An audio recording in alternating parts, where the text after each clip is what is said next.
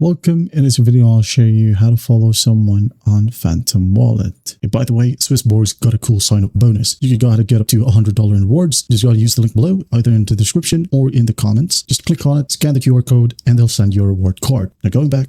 Now, to be able to follow someone on Phantom Wallet, you need to first update your Phantom Wallet, because this is a new update from the Phantom Wallet. Okay, so tap on Play Store or App Store.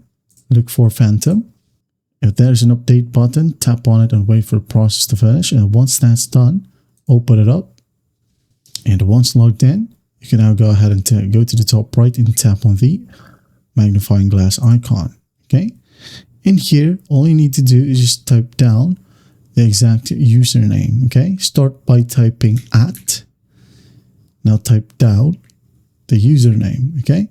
Say, for example, I'm just going to type in random words right here, and as you can see under users, these are people. Okay, now what you got to do is just tap on their profile, and then once done, you'll have the follow option in here and also the send button.